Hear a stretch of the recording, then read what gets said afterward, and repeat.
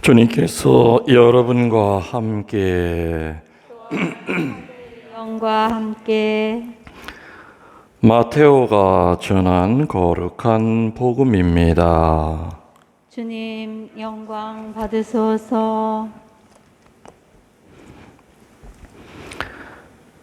네 형제가 너에게 죄를 짓거든 가서 단둘이 만나 그를 타일러라. 그가 네 말을 들으면 네가 그 형제를 얻는 것이다. 그러나 그가 네 말을 듣지 않거든 한 사람이나 두 사람을 더 데리고 가거라. 모든 일을 둘이나 셋 중인의 말로 확정지어야 하기 때문이다. 그가 그들의 말을 들으려고 하지 않거든 교회에 알려라. 교회의 말도 들으려고 하지 않거든 그를 다른 민족 사람이나 세리처럼 여겨라. 내가 진실로 너희에게 말한다. 너희가 무엇이든지 땅에서 매면 하늘에서도 매일 것이고 너희가 무엇이든지 땅에서 풀면 하늘에서도 풀릴 것이다. 내가 또 진실로 너희에게 말한다. 너희 가운데 두 사람이 이 땅에서 마음을 모아 무엇이든 청하면 하늘에 계신 내 아버지께서 이루어 주실 것이다.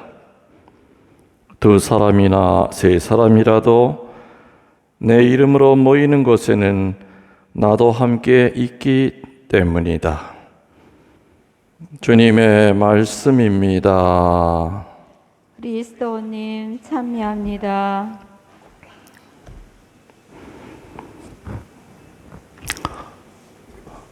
강론 때만 교우들이 없기 때문에 마스크를 좀 벗겠습니다.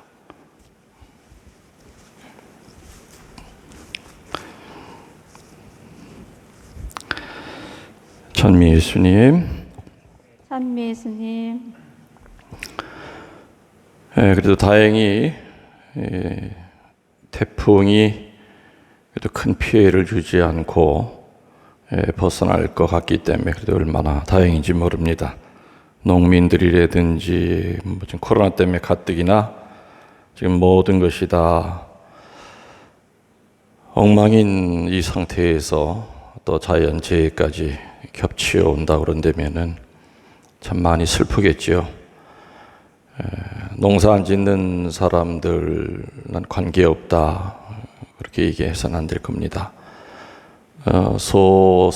소상인들 정말 가게 문 닫는데 너무너무 많습니다. 자살까지 생각하는 사람들도 정말 많고 앞으로 어떻게 살아가야 될지 막막하다 그런 사람들도 많습니다. 아무튼 그래서 지금 청주도 2단계가 20일까지 발효가 되기 때문에 아무튼 특히 종교인들이 앞서서 정부 시책을 잘 따라야 되지 않을까. 요즘 보면 정말 해괴망측한 얘기들이, 거짓 뉴스들이 많이 돌아다닙니다. 그래서 우리 신자분들 그런데 현혹되지 말고, 아무래면은 국가가 국민에게 나쁜 짓 하겠습니까? 거짓 뉴스 들어보면은 참 황당한 얘기들이 정말 많습니다. 그래서 정말 의인 하나가 세상을 정화시키듯이 이상한 마인드를 갖고 있는 사람들 몇만 있어도 주변이 정말 많이 어두워지고 혼란스러워집니다. 이럴 때일수록 잘 분별해서, 지금 시대는 분명히 분별의 시대입니다. 분별의 시대입니다. 말 같은 것도 늘 조심스럽게 잘 해야 될 것 같습니다. 이 방송 보고 계시는 우리 서운동 신자 여러분들, 또 한국에 계신 교우분들, 또 해외에서 아마 토요일이 되겠죠. 지금 해외에서는 유럽이랑 미국이 시차가 좀 다르기 때문에, 또 미국도 한 3-4시간 동부랑 서부랑 좀 차이가 나기 때문에 보시는 시각은 다르다 하더라도, 아무튼 세월이 좋아서 이렇게 앉은 자리에서 한국에서 미사 드리는 신부의 미사를 이렇게 생방송으로 보실 수 있다는 거, 참 그거 하느님께 감사해야 될 것 같습니다. 질문을 좀 던지겠습니다. 질문 얘기만 나오면 앞에 있는 수녀님들은 쫄아가지고 고개를 팍 숙이시려고 그러는데 수녀님들한테 안 할 거니까 나 쳐다봐도 괜찮아요. 어떤 이 방송 들으시는 여러분들, 살아가시면서 누구에게 손가락질 받아보신 적이 있습니까? 자, 이제 각자가 대답해 보십시오. 수녀님들도 대답하고 보호자 신부님도 한번 대답해 보세요. 살아오면서 누구에게 손가락질을 받은 적이 있느냐? 물론 저도 많습니다. 수도 없이 많이 손가락질 아마 사람들이 했을 겁니다. 근데 이 손가락질을 받을 때는 분명히 좀 구분을 해야 됩니다. 첫 번째는 시기 질투 때문에 손가락질 하는 사람들이 있습니다. 시기 질투 때문에 받는 손가락질은 그거 두려워할 필요 없습니다. 그건 담대하게 뭔 짓을 하든지 간에 그건 신경 쓸 필요 없습니다. 그건 시기 질투에서 나왔기 때문에. 또 다른 게 뭐냐? 그게 우리가 신경 써야 될 거죠. 내가 정말 잘못하고 잘못 살았을 때 다른 사람들이 손가락질합니다. 아우, 저 신부가 저 왜 저래? 저 수녀가 저 왜 저래? 성당 다니는 사람이 저 왜 저래? 그런 의미의 손가락질을 받아봤느냐 하고 제가 묻는 겁니다. 시기 질투의 손가락질이 아니라. 대답하셨죠? 전 했습니다. 제가 잘못 살았을 때 분명히 손가락질 하는 신자들이 있었을 겁니다. 같은 사제에게도 손가락질 받았던 적이 있을지 모릅니다. 제 앞에서는 한 적이 없어도. 또 두 번째 질문은, 그러면 여러분들이 살아가면서 다른 사람에게 손가락질 한 적은 없습니까? 당연히 있겠죠. 다른 사람에게 손가락질 하는 것도 역시 둘로 나눕니다. 저 사람이 나보다 월등해서 시기 질투 때문에 내가 다른 사람 손가락질 할 때가 있었을 겁니다. 또 정말로 그 사람이 못되게 굴어서 저 인간 왜 저래? 하면서 내가 다른 사람을 손가락질 할 때도 있었을 겁니다.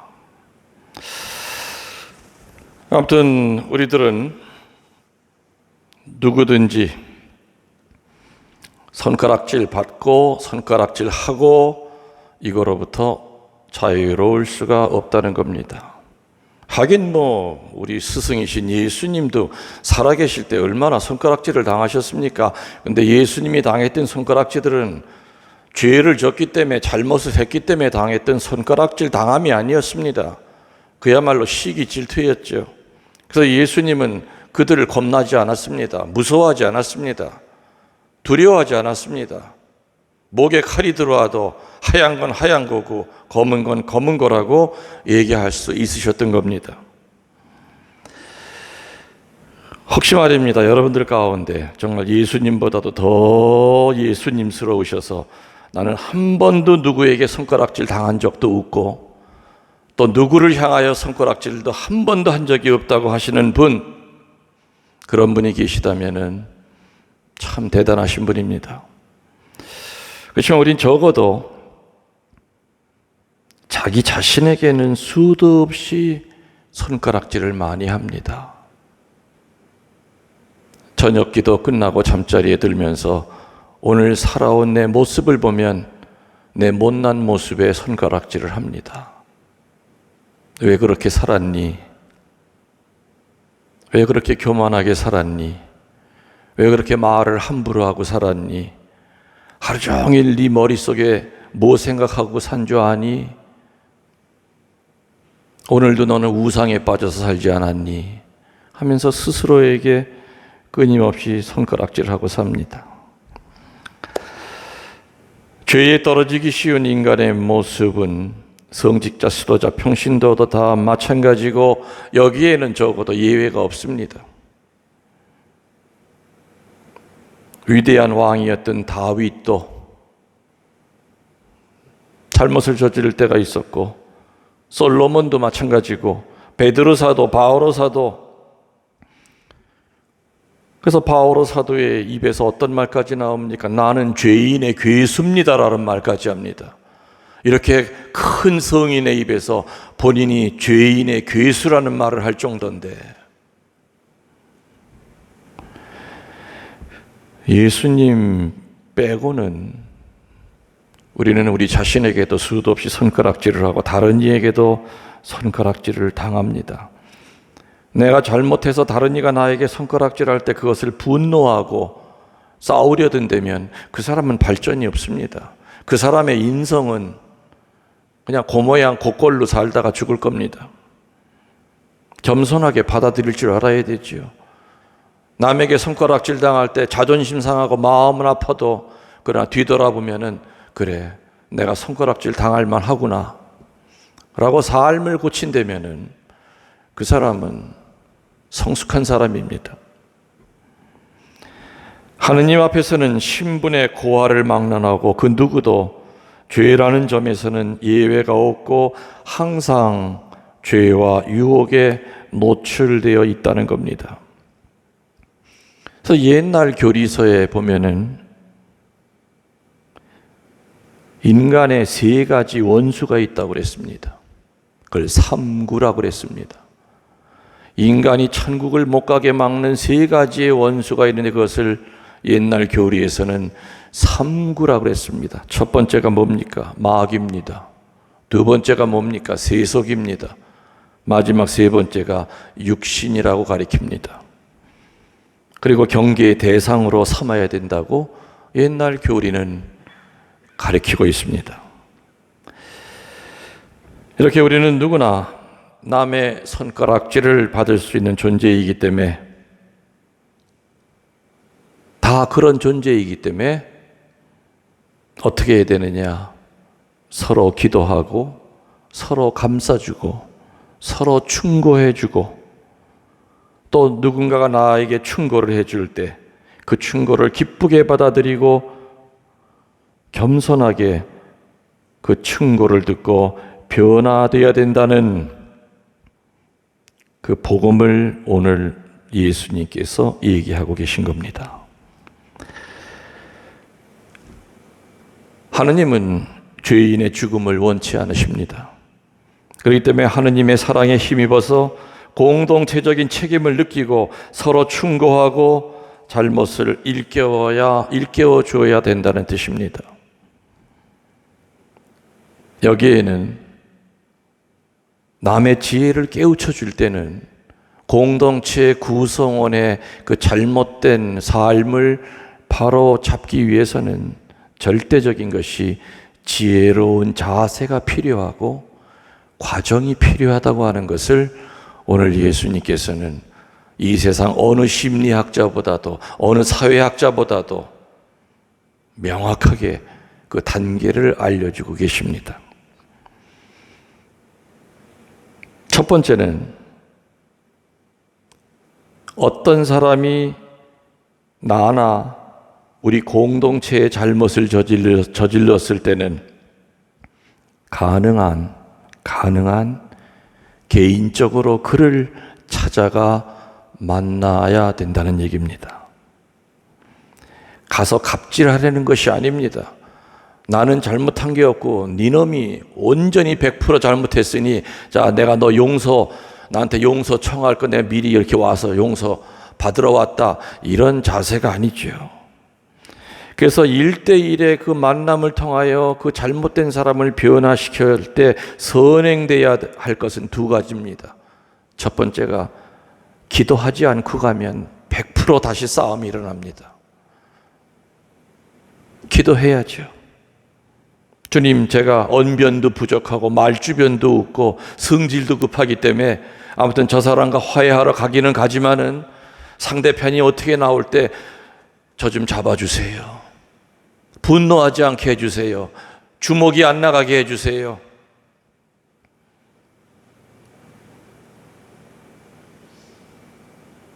내가 말하고도 무슨 말인지도 모르는 그런 말 하지 않게 해주세요. 주님께서 제 입술을 가지시기 바랍니다. 성모님께 도움을 청해야 됩니다. 이런 기도가 선행되어야 될 첫 번째입니다. 두 번째는 뭐냐? 인내심이 있어야 됩니다. 아이고, 저기 내가 한번 좀 방문하려고 하는데 전화 탁 끊어버립니다. 에이, 더러네. 내가 먼저 찾아가겠다는데 전화할 거란 나쁜 놈. 그럼 절대 안 됩니다. 그래도 끊임없이 문자를 보내든 뭘 보내든 계속해서 아이고, 화 풀어. 한번 가서 소주 한잔 하세. 언제 가면 될까? 계속해서 두드려야 됩니다. 그 닫혀진 마음을. 그래서 인내심이 필요한 겁니다. 그래서 누군가를 내가 그 잘못으로부터 이렇게 해방시켜주기 위해서 내 쪽에서 해야 될 것은 선을 긋는 것이 아니라 나는 잘못한 것이 없는 사람, 너는 잘못한 게 많은 사람, 선을 긋는 것이 아니지요. 기도가 필요하고 끊임없이 두드리는 인내심이 필요합니다. 이게 오늘 예수님께서 공동체 구성원의 잘못, 어느 개개인의 잘못을 해방시키는 첫 번째는 찾아가서 그 당사자끼리 얘기해봐라. 당사자끼리. 기도와 인내가 꼭 필요합니다. 그런데 아무리 이렇게 기도를 하고 인내를 하고 또 어떻게 길에서 우연히 만나든 아무튼 억지로 찾아가서 초인종을 누르고 그냥 밀고 들어가든 해서 뭔가 대화를 하려고 하는데 이건 벽 앞에 서 있는 거고 계란으로 바위 깨는 식으로 대화가 되질 않아요. 이렇게 개인적인 접촉이 목적을 달성하지 못했을 경우에는 뭐라고 그랬습니까? 여러분들 오늘 예수님께서 지혜 있는 사람 한 사람이나 혹은 몇 사람을 데리고 가는 것이 좋다. 뭐가 있는 사람이요? 지혜가 있는 사람. 말이 센 사람이 아니라 수다 떠는 사람이 아니라 지혜 있는 사람을 한 사람이나 몇 사람을 데려가는 것이 좋다. 데려가는 이유는 뭡니까? 그 사람이 죄 지은 것을 증명하기 위해서가 아니라는 겁니다. 지혜롭게 화해의 무드를 조성하기 위해서입니다. 지혜로운 사람은 지금 이 분위기를 어떻게 하면 평화의 분위기로 만들 수 있는지를 알아챕니다. 말 한마디 하더라도 그 지혜로운 사람의 말 한마디에 어두운 분위기가 금세 밝은 분위기로 바뀝니다. 그러나 지혜롭지 못한 사람은 밝은 분위기에 가더라도 그 사람이 입만 열면 어두운 분위기로, 싸한 분위기로, 차가운 분위기로 바뀝니다. 그 사람이 죄 지은 것을 때로 몰려가가지고 증명하라는 것이 아니라고 그랬죠. 화해의 무드를, 분위기를 조성하려는 겁니다.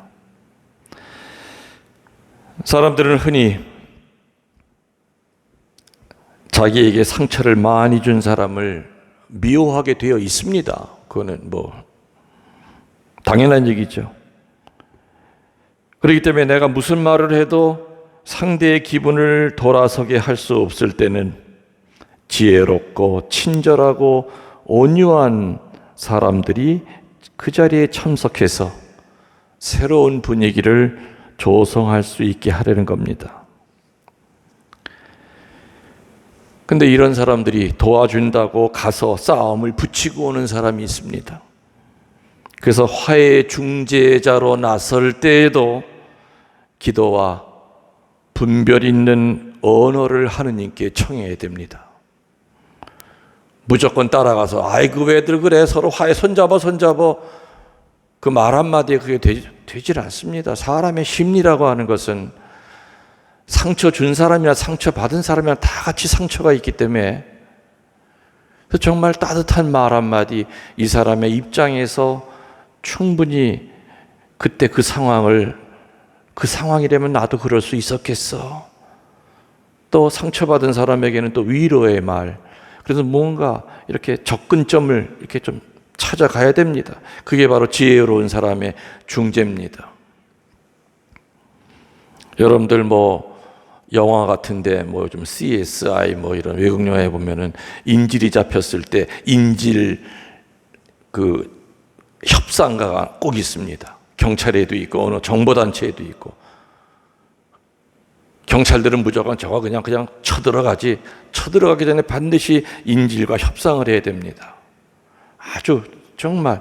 그래서 그 사람들은 전문적으로 그런 거를 배운 사람이기 때문에 말투 하나하나, 저 인질범의 말 하나하나를 분석하고 이럴 때 어떻게 대응해야 되고 얼마나 많은 훈련 가운데 그렇게 프로가 되는 거죠. 그래서 총 쏘지 않고 사람 죽지 않은 상태에서 인질 그대로 이렇게 내주면서 뭔가 이렇게 협상을 하고. 그래서 기도와 분별 있는 언어를 생각해야만 사람 사이의 그 상처를 치유시키는 중재자가 될 수가 있다는 겁니다.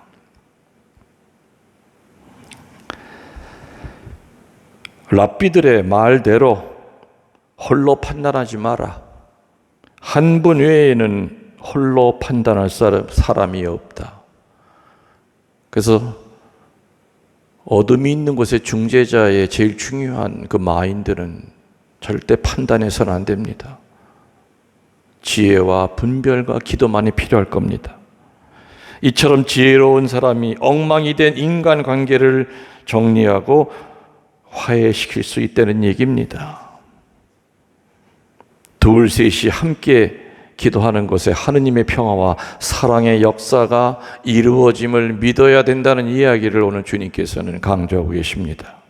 자, 근데 이 두 번째 단계마저도 실패가 됩니다. 그럴 때는 어떻게 하라고 그랬습니다? 어떻게 하라고 그랬습니까? 이것마저 실패하면 교회에 알려라. 교회는 관례라든지 법에만 사로잡히지 말고 사랑을 가지고 판단해서 뉘우치게끔 권고를 해야 된다는 겁니다.